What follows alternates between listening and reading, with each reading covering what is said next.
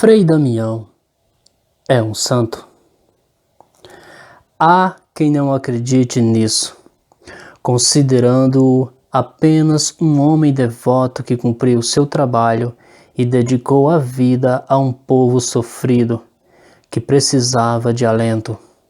Porém, há também uma imensidade de pessoas, a maioria delas vindas daquele mesmo povo ou que com ele convivia, que testemunharia até num tribunal celeste a santidade do franciscano.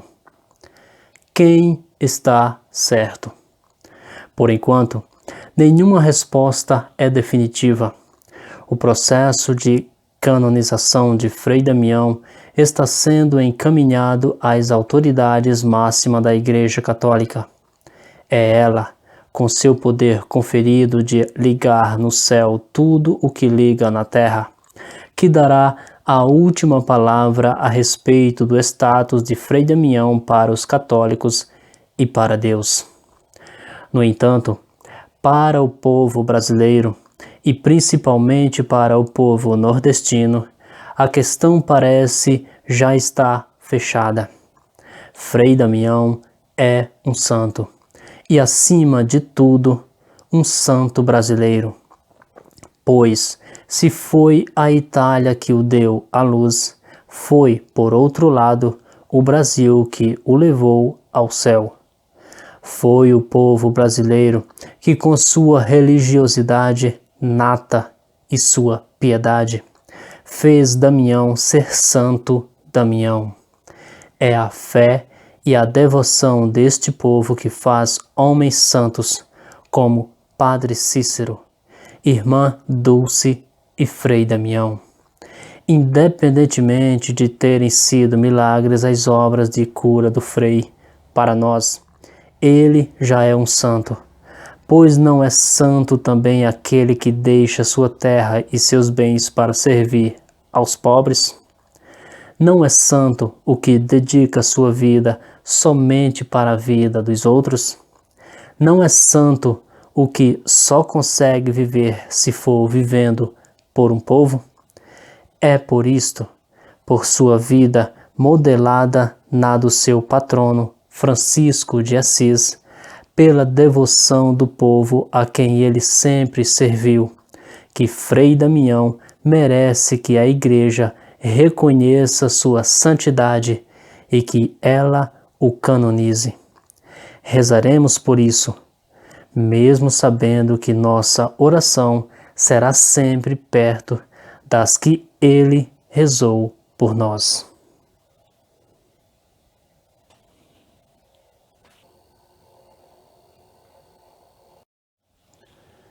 Foi em Bolzano, pequena cidade da Itália, que nasceu Frei Damião em 5 de novembro de 1898, dia de Santo Jeremias e Santa Isabel, país do missionário mais famoso da história bíblica, São João Batista. Assim, para alguns, pareceria que o destino missionário de Frei Damião era traçado desde o berço. Na pia do batismo, seus pais chamaram-lhe Pio Gianotti, nome que ele levou até o dia que chegou ao Brasil. Ainda na adolescência, decidiu, como outros de sua família, seguir a carreira religiosa. Em maio de 1914, entrou para a Ordem dos Capuchinhos, resolvido a seguir os ensinamentos de São Francisco de Assis, santo que, tendo nascido rico, dedicou-se sua vida toda aos pobres e à contemplação da natureza, comportamento que Frei Damião adotaria para todo o resto de sua vida. Antes, porém, de se ordenar, o jovem Pio teve que interromper seus estudos. A Itália estava em guerra. Havia uma frente de batalha na faixa de Zara, região próxima da ex-Iugoslávia. Dentre outros jovens convocados para lutar na região, estava o seminarista Pio. Era a Primeira Guerra Mundial que Damião ainda teria que atravessar para abraçar definitivamente sua missão de paz. Tão logo esteve livre, foi o que fez, terminou os estudos, e com 25 anos de idade, Pio ordenou-se frade capuchinho no ano de 1923. Frei Damião tornou-se, assim, mensageiro da Ordem dos Franciscanos. Em 17 de maio de 1931, o frade desembarcava no porto de Recife, Pernambuco, com a missão de pregar no sertão nordestino. Tinha então 33 anos de idade e 8 de sacerdócio. Foi viver no Convento da Glória, no Recife, até começar a peregrinação pelo interior do Nordeste.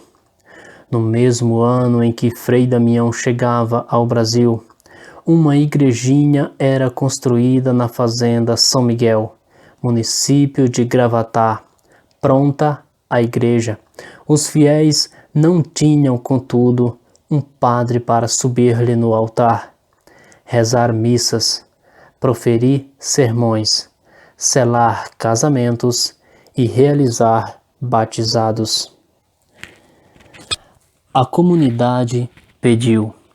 Então, a capital, um frade jovem a disposto a guiar esse rebanho sem pastor. Frei Damião aceitou imediatamente a missão. Sua primeira missa, e para os que a assistiram e ainda vivem, foi mais famosa do que a primeira missa rezada em chão brasileiro. A partir dali, começava a caminhada do frade rumo ao sertão, justamente o mito do Padim Frei Damião de Bozano, protetor do povo nordestino. O convento dos Capuchinhos era uma espécie de quartel-general para Frei Damião, como andarilho. Ele não tinha paradeiro certo, e entre uma viagem e outra, ele parava para o encontro com seus amigos capuchinhos. No entanto, o que podia parecer descanso, na verdade era apenas uma mudança de trabalho, pois ali, no convento, Frei mantinha também um orfanato para crianças carentes que ele atendia quando não estava viajando. Assim, entre uma parada e outra e muita caminhada, Frei Damião acabou visitando em 66 anos de missão todas as cidades do interior do Nordeste. Ao todo, foram mais de 800 lugares visitados, cada um diversas vezes, em automóveis cedidos por amigos ou mesmo em lombo de burro. Em suas andanças pelas cidades e pelos vilarejos do Nordeste, por onde passava, Frei conclamava o povo a frequentar as igrejas e ouvir os sermões. Suas pregações eram duras. Ele condenava, por exemplo, o carnaval e os anticoncepcionais. Mesmo assim, ou talvez até por causa disso, conquistava os ouvintes. Alguns companheiros religiosos até proibiram a pregação em suas regiões, com medo de que a extrema devoção acabasse em atos de fanatismo. Frei Damião costumava levantar às 3h30 da madrugada e só dormir à meia-noite. Às 4h saía em procissão, badalando um sino pelas ruas da cidade para acordar os moradores e chamá-los para a missa que ele rezava às 5h. Até às 13h, ele ouvia confissões com um pequeno intervalo, às 8h30, para um café.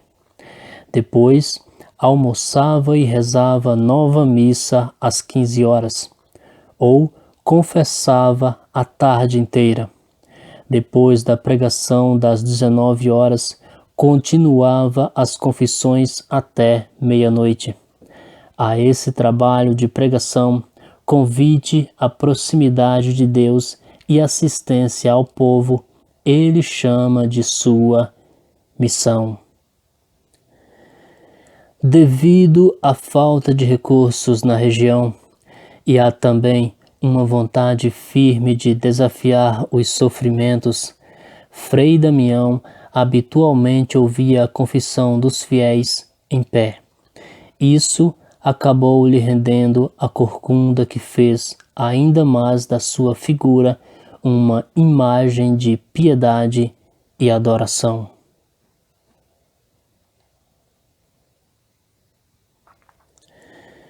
Aos poucos, começavam a surgir as histórias de milagres praticadas por ele.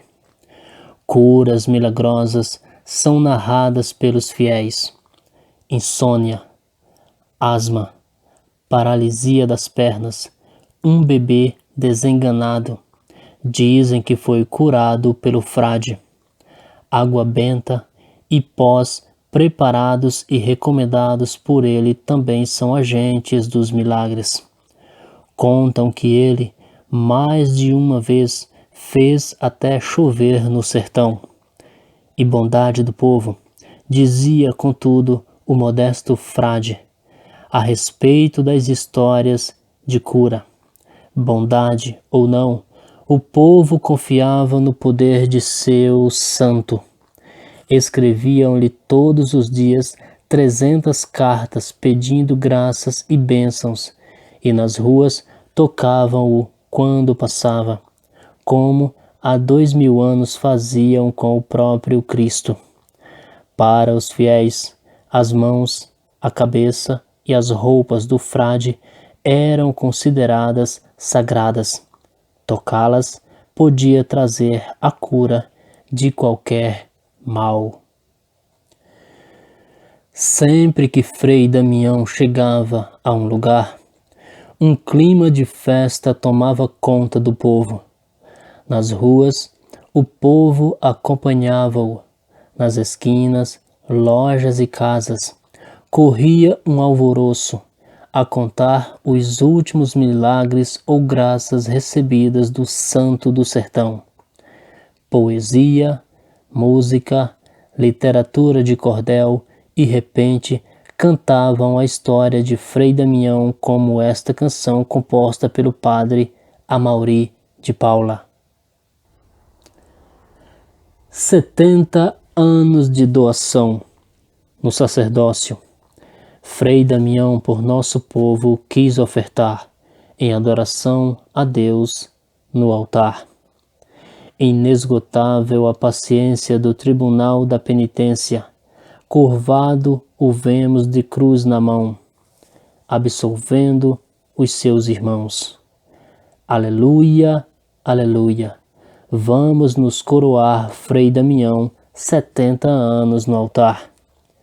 Na convivência com os Zaqueus, os irmãos pobres não esqueceu, serviu a todos de coração, qual instrumento de salvação. Imagem viva do bom pastor, deu ao Nordeste o seu labor com zelo ardente, audaz e forte, desafiando a própria morte. Recebeu o Pai a oblação, 14 lustres de Damião, iluminando a nossa vida sob o olhar da Mãe querida. O povo nordestino considera-o sucessor de Padre Cícero, outro religioso adorado como santo no Nordeste inteiro. Quando acompanhava Frei Damião, chamavam o frade pelos 2 nomes. Valei-me, Frei Damião, valei-me, meu padim Cício. Mas Frei jamais gostou da comparação. Padre Cícero foi apenas um rebelde, atacava o franciscano. Entretanto, existe alguma coisa em comum entre os dois, como o padre Cícero, Frei Damião pregava a fé católica como único caminho para a salvação, como ele, Frei, também acabou, ainda que no final da vida, envolvendo-se em política em 1989. Participou da campanha do ex-presidente Fernando Collor de Mello. Estava então com a saúde muito abalada. Quase nem falava, nem andava por causa do problema na coluna e de uma doença nas pernas. A partir daí, Frei passaria parte de suas horas em hospitais, traído por seu coração, que ameaçou parar muitas vezes. Numa dessas internações, recebeu a visita do Papa João Paulo II.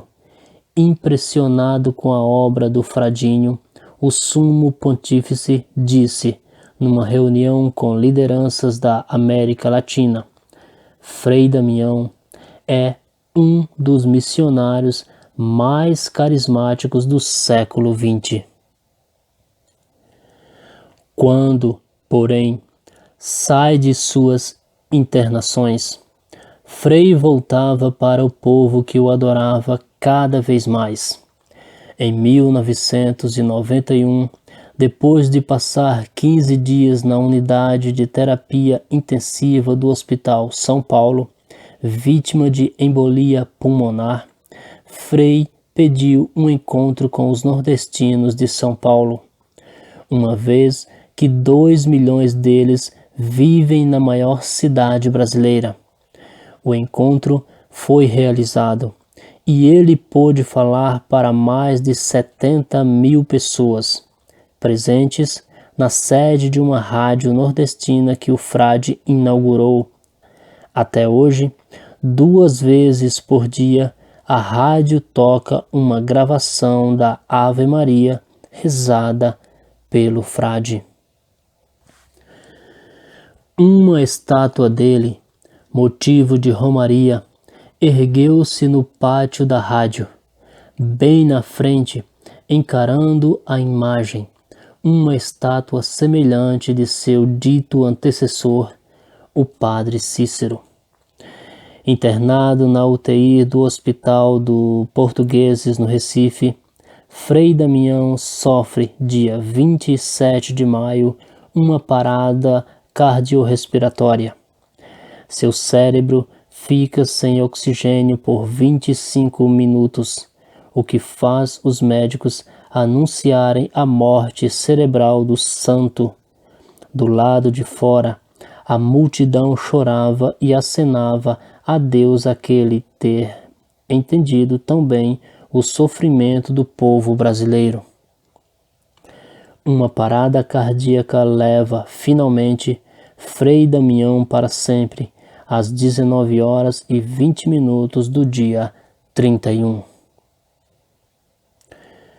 Agora, amigos e devotos estão se movendo para canonizar Frei Damião. Se o Vaticano aceitar alguns dos milagres contados sobre o frade, ele poderá ir para os altares das igrejas católicas como santo. Nos oratórios do povo, sua imagem já é adorada. São Francisco, pai de Damião, pai dos pobres. Frei Damião, cujo nome de batismo era Pio, ao se ordenar, quis ser chamado com o nome de outro santo. São Damião era o santo da igrejinha onde São Francisco de Assis, fundador da Ordem de Frei Damião, teve sua primeira visão mística, meditando na igrejinha. Francisco pareceu ouvir o crucifixo lhe dizer: vai escorar a minha igreja, que está desabando. Foi assim que Francisco começou uma peregrinação no século XIII, que Frei Damião continuaria deste lado do mundo no século XX. São Francisco nasceu em Assis, região italiana da Umbria, a 26 de setembro de 1182. Chamava-se Giovanni Bernardoni, mas o pai, que era um rico comerciante e viajava demais para a França, chamava-o Francisco, ou seja, francês. Assim, era um grande centro comercial que Assis era um grande centro comercial que seduzia rapazes como Francisco. O jovem passou então os primeiros 20 anos de sua vida gastando o dinheiro do pai ao lado de alegres amigos. Com 20 anos, quis se alistar como cavaleiro para lutar pelo Papa, mas um sonho o fez mudar de ideia. É melhor seguir o patrão do que o servo, dizia a voz. E Francisco trocou o Papa pelo povo, passando a servir os pobres e doentes. Em 1206, Francisco adoece e reflete sobre a fraqueza humana. Tem a visão na igrejinha de São Damião que o faz renunciar à fortuna do pai e tornar-se esposo da pobreza. Aos 24 anos, passa a viver como eremita, até que, ao ler um trecho do Evangelho falado sobre a pregação, funda a Ordem dos Frades Menores ao lado de companheiros que o haviam seguido. Mais tarde, essa ordem vai juntar-se à Ordem das Clarissas, fundada por Santa Clara. Francisco e seus amigos abandonam então a vida contemplativa e tornam-se missionários. Sua intenção é levar ao mundo que vive em guerra uma mensagem de paz.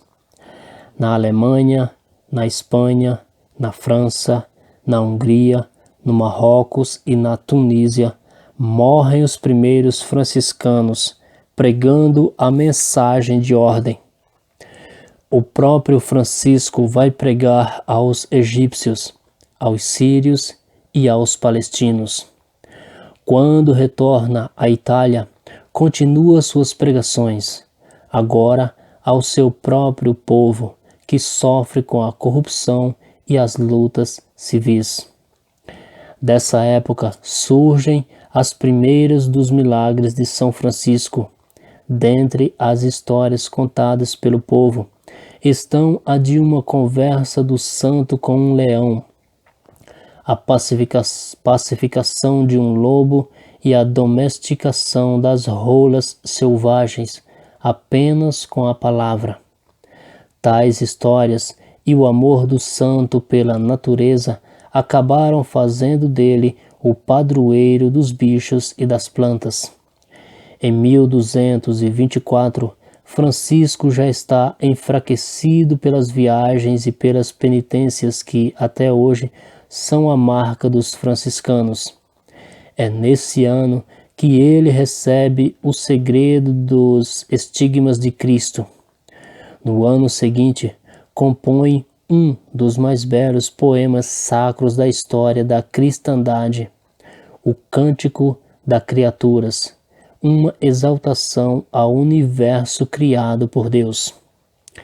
Depois de sofrer com serenidade e alegria a aproximação da morte, Francisco deixa de viver no mundo que amou, fecha os olhos junto com o pôr do sol cantado em seu poema, aos 44 anos, no dia 4 de outubro de 1226.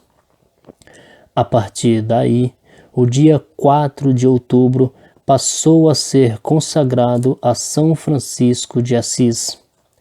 Em 1228, Francisco já era canonizado, graça que Frei Damião provavelmente ainda terá que esperar muito tempo para receber da Igreja. Em 1939, o Papa Pio XII declarou o santo padroeiro da Itália. Frei Damião fez milagres? A definição de milagre usada pela Igreja até hoje é a de Santo Tomás de Aquino. Milagre é o que é superior, diferente ou contrário à natureza, diz o santo e filósofo.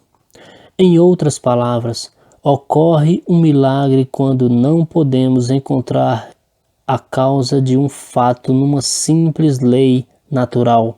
Por exemplo, uma chuva cair de um céu sem nuvens e apagar o incêndio. Como poderíamos explicar a chuva sem nuvens, bem na hora em que ocorria um incêndio? Só tem um jeito: admitir uma força vinda de fora para agir sobre o mundo.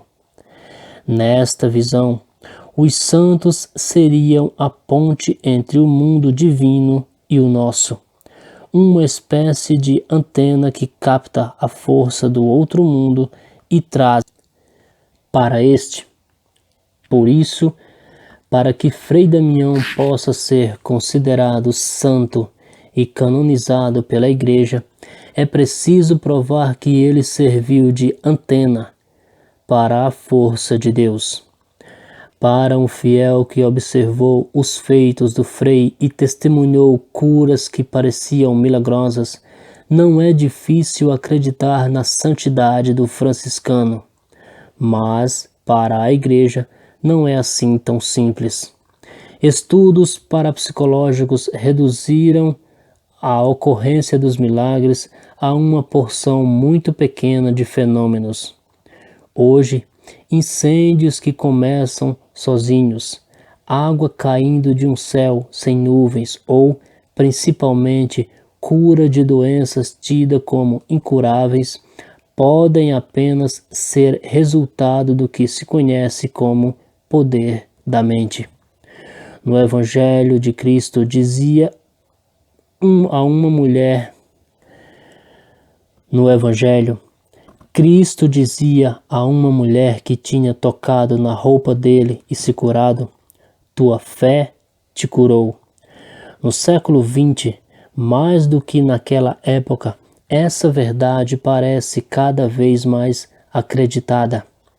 Os cientistas dizem que ao lado da normalidade existe a paranormalidade, fenômenos que ocorrem sem que aparentemente nada os provoque, mas que, na verdade, são resultados de uma energia movida pela mente de uma pessoa. Para os parapsicólogos, a exigência do corpo humano pode ser transformada e colocada para fora, assim, pela vontade, muitas vezes inconsciente. Uma pessoa pode agir sobre o ambiente, provocando fenômenos que, para quem estiver observando, podem não ter uma causa natural, mas sobrenatural, isto é, por ação de algum ser fora deste mundo. Da mesma forma que essa energia pessoal pode agir sobre os objetos distantes do corpo, mais ainda pode agir sobre o próprio corpo. Estaria aí para os parapsicólogos a explicação das curas milagrosas. A energia mental agindo sobre o corpo e acabando com a doença. Assim, fica muito mais difícil provar hoje a ocorrência de um milagre, isto é, ter certeza de que o que ocorreu não foi causado pela mente humana, mas pela intervenção de Deus. Milagres continuam sendo a transformação da água em vinho por Jesus no casamento de Canaã, ou a mudança da água amarga de um mar em água doce para beber. Milagre que Moisés teria realizado para salvar os judeus da sede, pois não há força conhecida ou imaginada no mundo que possa fazer esse tipo de coisa. Uma obra deste tamanho teria que ser atribuída a Frei Damião para que ele pudesse ser canonizado. Informações sobre tudo o que possa ser milagre feito por Frei Damião estão sendo encaminhadas para o Vaticano. Depois de estudados por especialistas em milagres da Igreja, os fatos poderão ser considerados simplesmente boatos ou até fenômenos paranormais. Nesse caso, o máximo que pode acontecer a Frei Damião é ser beatificado, isto é, considerado um homem bom, um quase santo, um beato. Caso, ao contrário, pelo menos um fato só possa ser explicado pela ação da mão de Deus através do Frei, ele poderá ganhar, ser canonizado, e o Brasil terá então um santo reconhecido pela Igreja.